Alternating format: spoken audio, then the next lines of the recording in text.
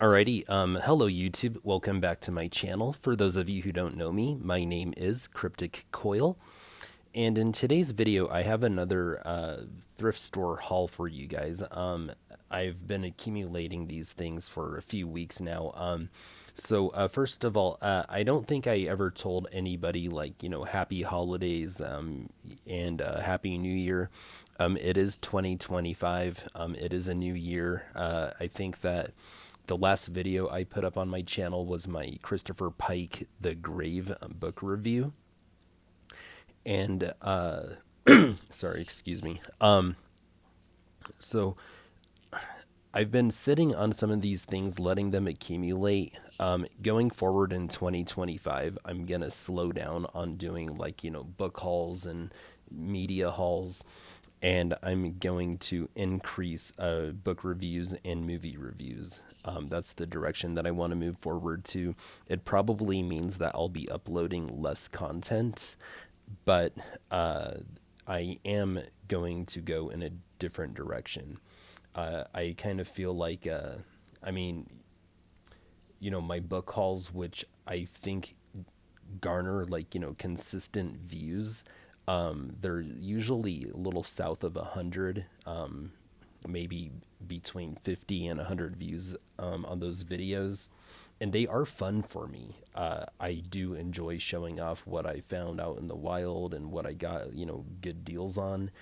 But I've noticed that other things that I was afraid to film and upload, those things got a lot of reviews. Like when I showed everybody like my entire horror movie collection, I got a couple of enthusiastic comments like, "Oh hey, thanks for helping me kill 2 hours at work," and I was like, and I was feeling so self conscious about uploading a 2 hour long video. So I am doing this haul video right now, but I don't really anticipate doing another one of these for a long time. I hope I'm right about that. I hope I do stick to what I think I'm gonna start doing from now on and start doing more book reviews and more movie reviews. But anyway, let's just deal with the video at hand. Okay, so I'm gonna start off with the book review, and then I don't think I'm gonna show you the CDs that I've picked up lately, but after I'm done with books, I'll show you the DVDs that I've picked up from thrift stores lately. And as far as books go, I'll start with young adult and middle grade, and then I'll end with adult books. Okay? Excuse me. Let me go ahead and take a sip of my coffee. I don't think I showed you guys this coffee mug. I bought it around Halloween from the Spirit Halloween store. It's a Buffy the Vampire Slayer coffee mug. It's got the Sunnydale High Letterman letter, and it says 97 to '03 because I guess those are the years that Buffy was on in syndication. And it says Sunnydale High, so it's really cool. I had this one at work for the last couple of weeks, and I got a couple of compliments on it, but I'm trying to change it up. So I'm bringing my Hocus Pocus Salem Witch Trials Museum mug that also came from the Halloween Spirit store to work for a little while now. Just needed to take a sip of that coffee. All right, let's go ahead and jump into this middle grade and young adult book haul. Let's start with something really fun. So I found another Fright Time book out in the wild. I think this is my third or fourth one. I like this one, the cover on this a lot. I really like that, hooded, robed figure where you can't see the face and the eyes and the scared looking little boy and girl on the cover. I like the fact that there's black and red on the cover. This one has three stories: Terror Town, Medal of Horror, and Kid Willie's Ghost. Those sound interesting. There is a brief summary of these three stories, and I think you guys would be interested in hearing that summary of these three stories. So let's go ahead and read this brief summary. All right. Terror Town. When Matt takes over his older brother's paper route, he takes on something else too. Something that has him running for his life. Something that's turning once normal neighbors into monsters. That's turning the pre dawn town into a nightmare. Is that something Matt's scary new customer? Or someone even closer to Matt himself? Okay, sounds kind of interesting. Moving on to Medal of Horror. Eric and his kid brother Ben both love to swim, but a near drowning accident has them both scared, especially when Ben tells Eric someone was pulling him down in the pond near their new home. Only Ben can see the ghost, but Eric knows the strange and scary story is true. Then the other accidents start, accidents too deadly and dangerous to ignore. Okay, sounds like a good one. Kid Willie's Ghost. A haunted baseball park is only the beginning of Jeff problems. When the ghost follows him home, the terror really begins. A ball player who disappeared 20 years before may be his only hope, but can Jeff find him in time to stop his hometown park from turning into a field of nightmares? I like that, field of nightmares, as opposed to field of dreams. Just for out of curiosity's sake, I want to see when this was published. Man, it doesn't say. It was published in Canada. It doesn't have a publication year on it. Wow, it's kind of wild. Huh. It originally retailed for $7.95. Okay. All right. Well, that's cool. Let's move on. Um, so I got these things. Give me a sec. All right. So I got these things. So in previous book hauls over the last, I would say, year, I showed you guys that I found these, and I think I found these first three, and I had never heard of them, and then I found out that Cameron Chaney had some. So I have it's the Creepers series. So previously I'd already found book number 1 in the series, and it's called The Piano. And then I found book number 3 in the series, and it's called Pen Pals. Okay. And then I found book number 5 in the series, and I'm pretty sure that I've shown you all 3 of these. And book number 5 is called Ghost Writer, like not Ghost Rider, the comic book, who rides the motorcycle, but a ghost writer. All right. So I'm pretty sure that I've showcased these in previous haul videos, but I found more at a thrift store semi recently, and I found books 6, 7, 8, and 10 in the series. So book number 6 is called The Gravedigger, and that's a cool color, or I mean that's a cool cover, and I like the colors on it, black and purple with kind of this baby electric blue. Those are cool colors. Then I found this one called The Scarecrow. This is book number 7 in the series. Then I found book number 8 in the series, and it's called Cold Kisser. And I love these colors as well, with lips and icicles dripping off the, lips, the lips that are puckering a kiss. I mean, that looks like a really interesting cover. And then Mirror, Mirror. I think I have like 2 or 3 books already with the title Mirror, Mirror. One of them is the Spine Tinglers book by M.T. Coffin. That was my last Spine Tinglers acquisition, and I think I showed that off in my previous haul video, if I remember correctly. But yeah, book number 10, Mirror, Mirror in the Creepers series. So now my Creepers series is really grown. I'm going to have to read these because they do look good and interesting. All right, so sticking with young adult and middle grade, these are just the ones I'm going to show you. I did pick up some vintage Apple paperbacks, but I put them on the shelf where they go, and I didn't keep a list of, everything that I got. But Hang on.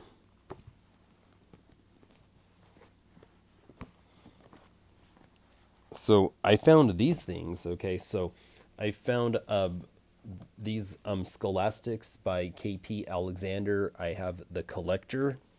I have the Collected, and I have this bind up of the Collector and the Collected. Okay, and they're all in excellent condition. And I don't remember if I've shown any of these in that last book haul or not, but I found some more K.R. Alexander, not K.P. K.R. Alexander. I found this one. It's called The Undrowned. I'm feeling unfamiliarity, so I don't think I showcased this in a previous haul, so I think I was right to show it in this one. But it's called The Undrowned, and that's a pretty cool looking cover. You know, you have a girl's face rising above the surface of the water. Something really haunting in those eyes. And it's called The Undrowned. Let's go ahead and read the tagline and the synopsis. All right, the tagline reads, "You saw her die, but now she's back." And let's read the synopsis. The synopsis reads, "In too deadly, in too deep. Samantha and Rachel used to be friends, but then Rachel betrayed Samantha, and Samantha decided to make her life a living nightmare.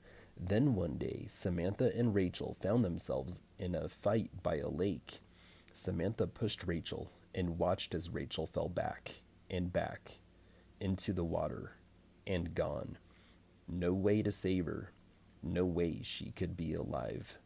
The next day, Rachel shows up to school as if nothing happened, and now she's the one who wants to make her former friend's life a living nightmare."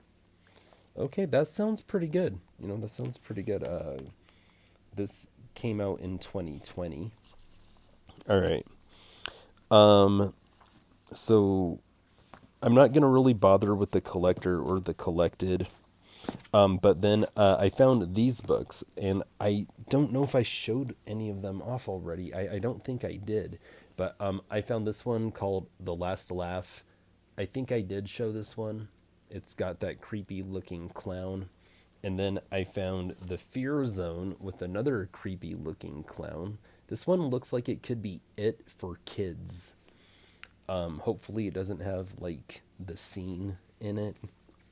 If you know, you know. All right, and then I found The Fear Zone 2. So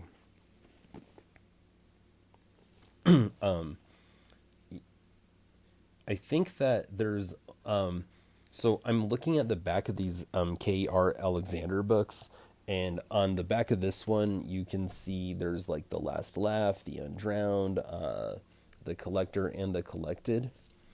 And then on this one you see the Collector, Fear Zone, and one called Dark Room. So I don't have Dark Room, but the shelf that I keep these things on, I mean, that's a really attractive shelf. Like, there's books on there that I have not read that I need to read. And I'm trying to get better about reading, because I've been buying books. I haven't been reading them, but I have read a few lately, and I have done a few book reviews, and they are up on my channel. So if you're interested in hearing my thoughts and description of The Grave by Christopher Pike, by all means, check it out. I only have like 14 views on that one. I actually had to sit down and read and put time into creating the content that I had put up on that video, and I only got like 14 views. And then for something like this, I mean, you know, I spend money and it gets, you know, exponentially more views. But I am going to start moving in that direction. All right. Oh, and then as far as young adult and middle grade books go, I do have one more for you, and this is a point horror book. It's in hardback, and I have another point horror book that's in hardback, and I think this one's more modern. because, back in the 80s and 90s, they didn't print them in hardback with the dust jacket. The dust jacket is on upside down and backwards.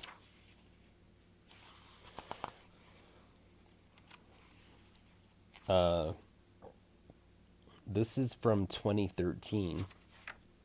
The other point horror book that I have that's hardback with the dust jacket is called The Dead Girls of Hysteria Hall or something like that.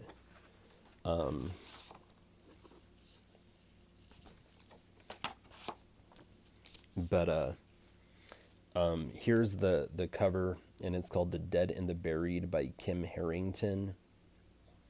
Look at that cover. I mean, that looks pretty intriguing.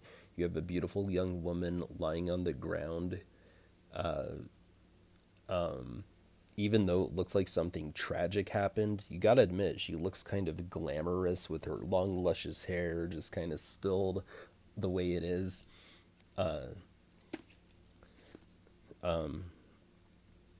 And they have an endorsement on the front cover that says a perfect blend of mystery, horror, and romance. I loved it. I like that. All right, let's go ahead and read the synopsis on the back. My shaky fingers opened the folder. The title, Disclosure Statement, glared up at me in all caps. Exactly what Faye had told me to look for, and there at the bottom was what she had wanted me to find. Death by unnatural causes. I was living in a murder house. Rachel Hawkins, best-selling author of Hex Hall, says, deliciously spooky and ridiculously fun. The Dead and Buried reminded me why Kim Harrington is one of my favorite authors. I've never heard of this Kim Harrington. I know that there's like a paranormal romance author named Kim Harrison who wrote like a couple of series, but Kim Harrington. There is a picture of Kim Harrington.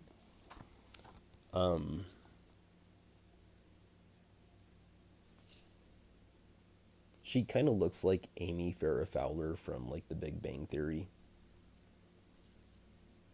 Okay. This does sound like a good read though. All right. So, and then I do have one more. I think this is young adult. I'm not sure. The author's name is David Bell. It says best-selling author, and the title of the book is She's Gone.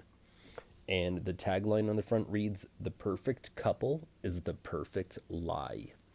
So let's see real quick, what year was this published? It looks and feels pretty modern. 2022. Okay, so it's a little less than 3 years old, I guess. Approximately 3 years old. All right, let's read the synopsis on the back. How can you lie when you can't remember the truth? When 17-year-old Hunter Gifford wakes up in the hospital on the night of homecoming, he's shocked to learn he and his girlfriend, Chloe Summers, have been in a terrible car accident. Hunter has no memory of the crash, and his shock turns to horror when he is told Chloe's blood has been found in the car, but she has disappeared. Back at school, his fellow students taunt him, and his former best friend starts making a true crime documentary about the case, one that points the finger directly at Hunter. And just when things can't get any worse, Chloe's mother stands in front of the entire town at a candlelight vigil and accuses Hunter of murder. Under mounting pressure from the police, Hunter takes matters into his own hands by questioning anyone who might know the truth and posting videos to prove his innocence. When Hunter learns he and Chloe were seen arguing loudly outside the dance, he faces a sickening possibility. Was he angry enough to kill the person he loved? That sounds terrific. Okay, that sounds terrific. Don't be surprised if you see a book review for this one coming soon. All right. And then as far as adult books go, I only got three for you. Here's the thrift store receipt. Okay, I found this book of short stories, and it's in like excellent condition, like near mint, never been opened. Okay, and it's called Meta Horror. Okay, that's what the cover looks like, and it's edited by this Dennis Etchison, and it's a Dell horror book, and it's got this Abyss logo on it, above the Dell horror logo, and it says a new age of horror has begun, and there can be no turning back. 21 new stories by Peter Straub, David Morrell, Whitley Strieber, Ramsey Campbell, Thomas Tessier, and Joyce Carol Oates, and 15 other spellbinding writers on the cutting edge of horror. And there's an endorsement from Stephen King on the cover. The Abyss line is amazingly satisfying, remarkable. I hope to be looking into the abyss for a long time to come. And, oh, it's also got a story from Chelsea Quinn Yarborough, Lisa Tuttle, who I've heard of. And that's about it. Just out of curiosity, let's look at the table of contents.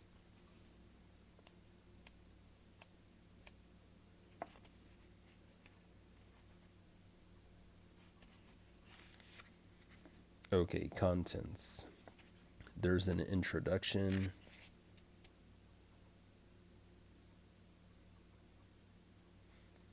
All right, I'm just gonna move on. But that was an interesting find. I don't know if I'm gonna read it or not, but I do like meta horror. I really do. All right. Second to last, the penultimate book that I'm going to showcase in this particular haul is a Tor horror book, and it's called After Midnight, and it's edited by Charles L. Grant. And there's a clown on the cover. There's like a vintage clock with Roman numerals. The clown is tied up, and even though the clown is tied up to a clock, he's tied up to the minute hand on the clock. He's got this menacing smile on his face. Super interesting. I'm hearing a lot of strange noises in my home. I have been since yesterday. This is wild. Anyway, this is a short story collection. The cover's in like some very good to near mint collection or condition.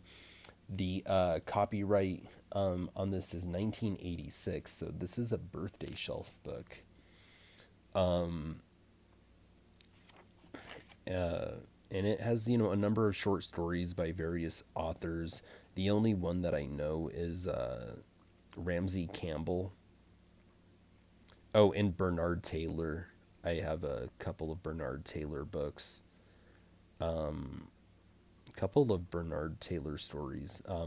One is called Our Last Nanny. One is called Forget Me Not. That's it. Okay. All right. And then the last book that I have to show you, and this is one that I've been wanting for a long time, Skeleton Crew by Stephen King. Now, I found it without the dust jacket, but I think it's only a matter of time before I find one that does have a dust jacket. I've been in situations before where I've found a book that has like a dust jacket in perfect condition, and then but the book is beat up and the spine is falling off the hardcover, and then later on I find a perfect book missing the dust jacket, so then I can just put the dust jacket on the book that's in better condition. And I have a feeling that that's exactly what's going to happen with this. It's just a matter of time. I'll find a copy that has a dust jacket in acceptable condition, but the front thing is going to be torn off, and then I can just put that dust jacket on this, and then I'll have a respectable copy. These sort of things happen to me from time to time.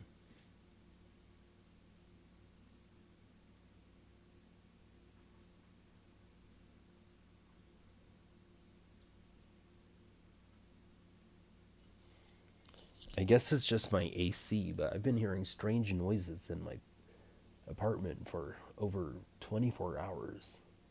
Like running water, and then it's coming from the fridge, and then I open the fridge and nothing's spilling. I'm hearing a sound like air, like pressurized air being released. I guess it's coming from my heater. I don't know. It's just kind of freaking me out a little bit. Anyway, I'll be all right. Okay, now let's move on to the DVDs. All right. So I found this. It's called Nine Big Box of Horror Movies. Found this at a thrift store for $3. There are 9 movies in it. All right. One is called Midnight's Child, and it's got a brief summary. An evil nanny puts a family under her sinister spell, one they must break if they hope to survive her stay. The second movie is called Hurt. Helen Coltrane, at her husband's last request, fosters a young girl whose evil she mistakes for innocence. Ooh, that sounds good. Okay, movie number 3, The Cry. In this modern twist on an ancient legend, a detective fights to protect a boy from his own mother and from the cry of La Llorona. Oh, dope. I mean, I live in the American Southwest. I live with a lot of people that have, like, Mexican and South and Central American ancestry. I'm, half Latino myself. I grew up with the legend of La Llorona. Okay, dope. The next movie is called Bay Coven. The island community of Bay Cove is quaint and picturesque, but behind the facade of a happy little town is a coven of witches on a mission to fill a vacancy in their bloodline. That sounds good. And then the last movie, I thought it said 9 movies, but the last movie on the back cover listed is called The Cellar Door. Herman seeks girl next door types to capture, torture, and kill in his basement, but his latest victim, Rudy, has other plans. A girl named Rudy, huh? Never met a Rudy, or a female Rudy. And this is from 2013. Okay, these sound like they could be fun. All right, let's move on to the next one. So I picked up Stir of Echoes starring Kevin Bacon. Now, I've heard of this movie, but I've never seen it. The reason I picked it up is because I know that it's one of Cody Leach's all-time favorite movies. And Cody Leach also recommended Frailty starring Matthew McConaughey. And I watched that movie and it was pretty darn good. I did enjoy it. Probably not for the same reasons that he enjoyed it, but I gotta admit, he was right. It was definitely worth a watch, and he made Stir of Echoes sound really appealing. Now, here's the thing. I hate Kevin Bacon, okay? And it's not Kevin Bacon's fault. What it is Kevin Bacon is just too good of an actor. And when you're a kid, you don't really understand that the movies aren't real life. And Kevin Bacon played in a movie called Sleepers, and he played a terrible character, but he did such a good job at his role that, like, my inner child still hates Kevin Bacon. But, over the years, I've, you know, learned to give the man his flowers. He's a great actor. And this movie came highly recommended by Cody Leach, so I'll be watching it soon. Let's see what it's about. Tom Witzke, played by Kevin Bacon, is a blue collar worker, a family man, the most ordinary guy in the world, who was about to be plunged into a shattering encounter with another world. And it doesn't matter what Tom doesn't believe. It doesn't matter that Tom doesn't believe in the supernatural, because something supernatural has started to believe in Tom. After he is hypnotized at a neighborhood party, Tom changes. He sees things he can't explain and hears voices he can't ignore. As the horrific visions intensify, Tom realizes they are pieces of a puzzle, echoes of a crime calling out to be solved.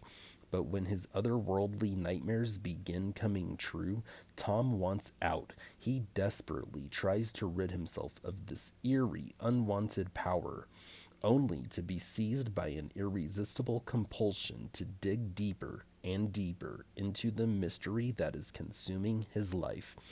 When at last he unearths the truth, it will draw him into the long buried secret of a ghastly crime, a vengeful spirit, and the lethal price of laying that spirit to rest. That sounds super interesting. And if it comes highly recommended, like it does by Cody Leach, this goes to the top of the priority list. This is from 1999. Ooh, and this is a special edition. I don't know what that means, but it sounds cool. All right.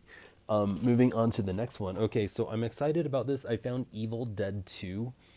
I know that I own another Evil Dead movie, and I think it's Evil Dead 1, but I think Evil Dead 2 is like the one that everyone loves from this franchise. And I haven't seen either one, but I have seen and love Army of Darkness. So I'd like to, binge this, watch Evil Dead 2, and then watch Army of Darkness. So this is cool. This is, what's his name? Sam from Burn Notice. Okay. Moving on to the next movie. This one is called The Fearless Vampire Killers. Or Pardon Me, But Your Teeth Are in My Neck. Starring Jack McGowan, Sharon Tate, Alfie Bass, and co-starring Ferdy Mayne. Okay, I've heard of Sharon Tate. Who says vampires are no laughing matter?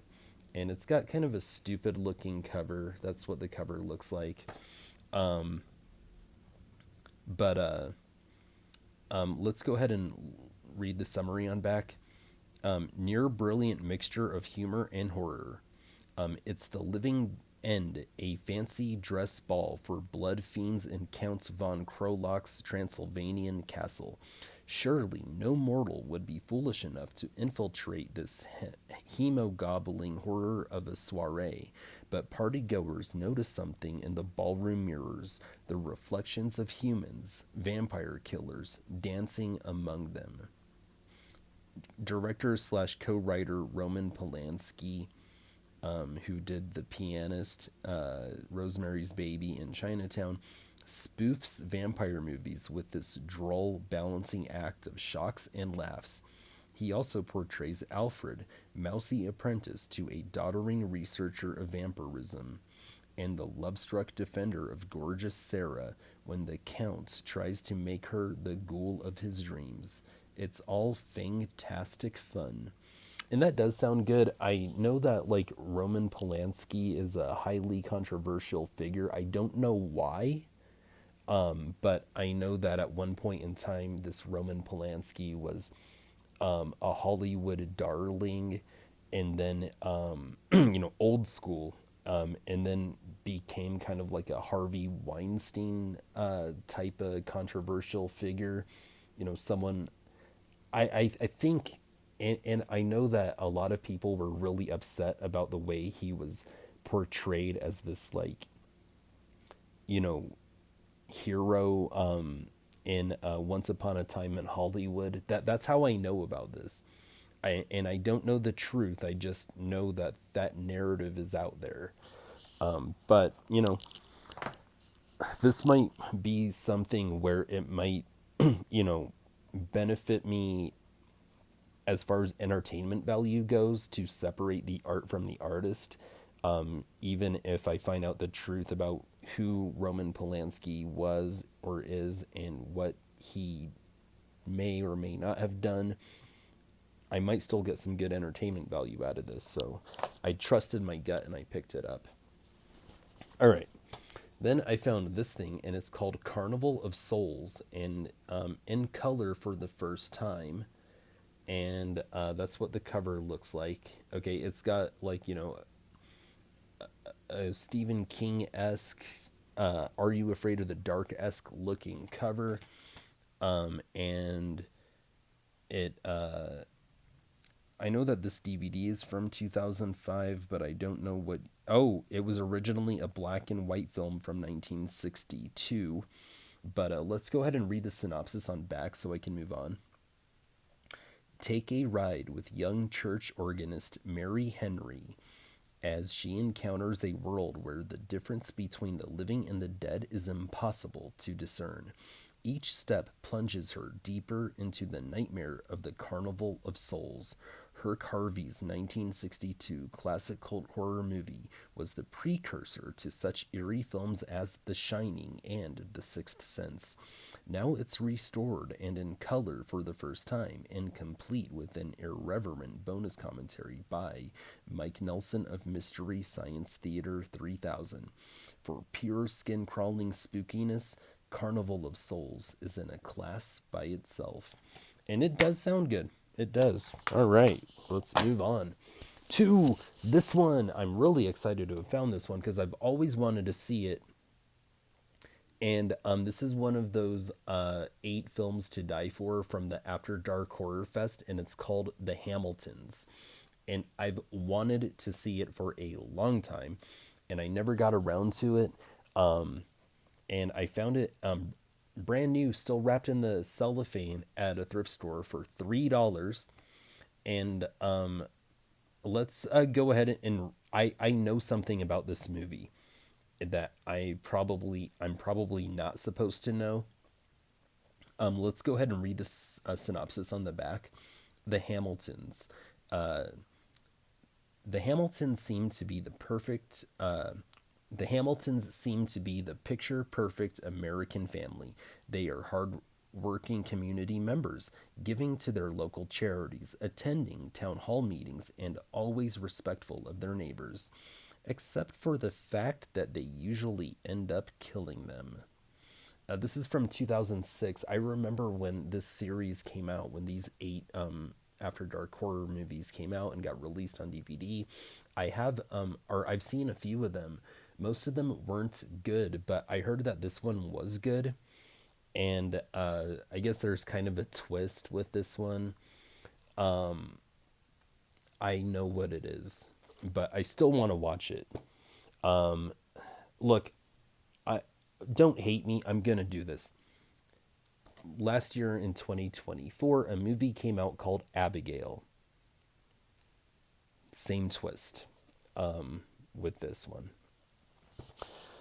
But I heard that Abigail was still amazing. I know that Cody Leach loved it, but Haunted Hippie didn't. I heard a lot of good things about the Hamiltons, and I know there's a Hamiltons part 2, but I really want to see this one. All right, I found the Mighty Morphin Power Rangers movie that came out when I was in elementary school.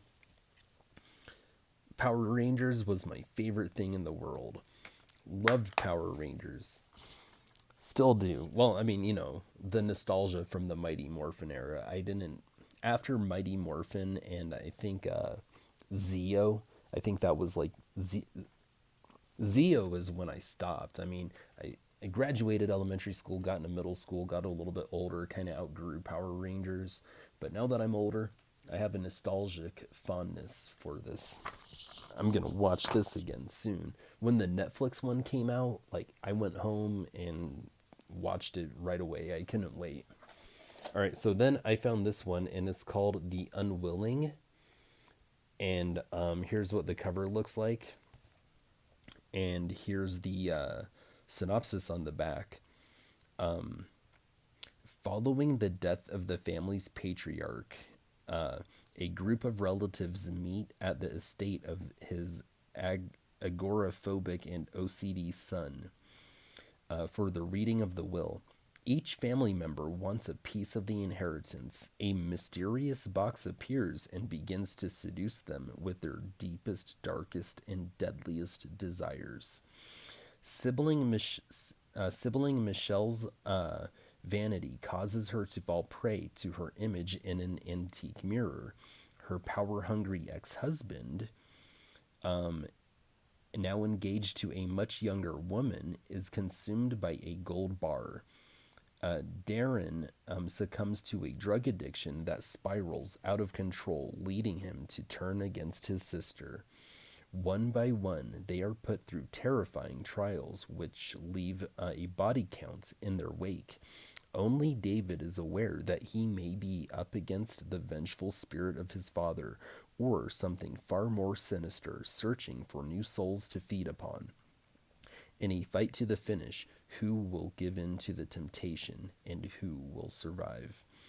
Okay, I had a hard time reading this synopsis because it's broken up by every time they mention a character, there's parentheses and it gives you the actor's name and what else they played in. There's Lance Henriksen, who played in Aliens. There's David Lipper, who played in Frequency and Fuller House. There's Dina Meyer, who played in Saw 1 through 4. Robert Russler, who played in A Nightmare on Elm Street. Bree Williamson, who played in Gossip Girl.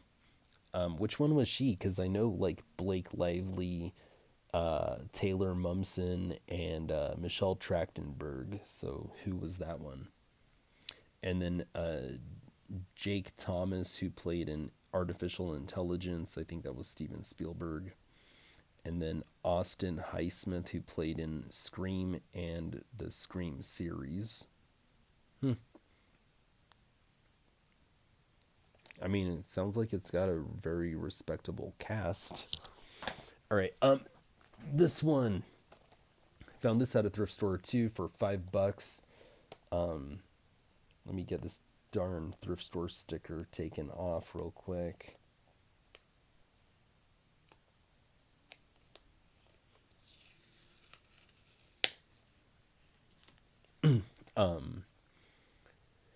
It's a movie and TV collection, and it's got The Stand, which I think was a made-for-TV movie. It's got The Langoliers, The Golden Years, The Dead Zone, The Original Pet Cemetery, Silver Bullet, and Graveyard Shift. So I have most of Stephen King's stuff on DVD now, like any Stephen King thing. I think I'm only missing like a couple of things. Maybe the number of things that I'm missing can be counted on one hand, but I have almost everything from him now. Then I picked up Disney's Maleficent, which I know came out a long time ago already, but I never saw it and I always wanted to, and I found it on DVD and the disc is in good condition. Usually, if you find Disney DVDs at the thrift store, they're always in bad condition because kids watch them and kids put them in and take them out of the DVD player, and so they always get scratched to heck. So I was really glad that I found this and the disc was in acceptable condition, so that was cool. And then the last movie I think that I have to show you is called The Haunting, and it's got Liam Neeson, Catherine Zeta-Jones, and Owen Wilson, and someone named Lily Taylor, whom I'm not familiar with. And that's the cover. It's called The Haunting, and it looks good. Here's the synopsis. In this edge of your seat supernatural thriller featuring Hollywood's hottest stars, a study in fear escalates into a heart-stopping nightmare for a professor and three subjects trapped in a mysterious mansion. For over a century, the dark and forbidding Hill House has sat alone and abandoned, or so it seemed. Intrigued by the mansion's storied past, Dr. Marrow lures his three subjects, Theo, Nell, and Luke, to the site for a seemingly harmless experiment. But from the moment of their arrival, Nell seems mysteriously drawn to the house, and the attraction is frighteningly mutual. When night descends, the study goes horrifyingly awry as the subjects discover the haunting secrets that live within the walls of Hill House. Don't miss the state of the art special effects as Hill House unleashes its supernatural wrath in this latest thrill from the director of Speed and Twister. That sounds good, but not too long ago I watched Stephen King's Rose Red, and this pretty much sounds like the same thing. All right, that's it for. Actually, I have one more book for you. One more. This is a hardback book, ex library copy, so it has a protective cellophane cover over the dust jacket. It's called Sanctuary Bay, and it's a novel by two authors, Laura J. Burns and Melinda Metz, and that's what the cover looks like. I like it. Nice looking cover. It was published in January 2016. And here's the synopsis on back.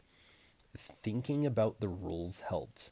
She could almost hear Daddy saying them, as if he was hiding in the tunnel with her, even though he was way too big.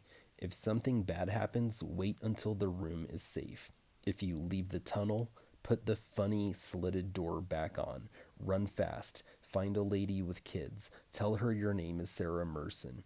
Merson, Merson, Merson, Merson. Ask for help, Sarah Merson. And something bad happened. So that sounds interesting, but the synopsis on the inner cover of the dust jacket, I think, makes a lot more sense. That was like kind of an abstract hook. Let's read like a more intelligible synopsis. All right, when Sarah Merson receives the opportunity of a lifetime to attend the most elite prep school in the country, Sanctuary Bay Academy, it seems too good to be true.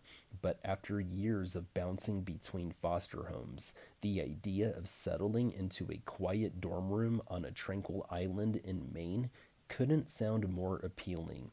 Swiftly thrown into a world of privilege and secrets, Sarah is thrilled to find herself noticed by the classmate or by the class charmer, Nate, as well as her roommate's dangerously attractive boyfriend, Ethan. The school seems perfect until Sarah's roommate vanishes and no one seems to care. Now, Sarah is in a race against time to not only find her friend, but to save herself and discover the dark truth behind Sanctuary Bay's glossy reputation. In this genre bending thriller, Sarah's new school may seem like an idyllic temple of learning, but as she unearths years of terrifying history and manipulation, she discovers this school is something much more sinister. That sounds really, really good. So that's gonna conclude today's video. I hope you enjoyed watching this. Let me know if you know anything about any of these, and tell me what you think below. Okay, thanks for watching. Horns up, peace out, and Happy New Year.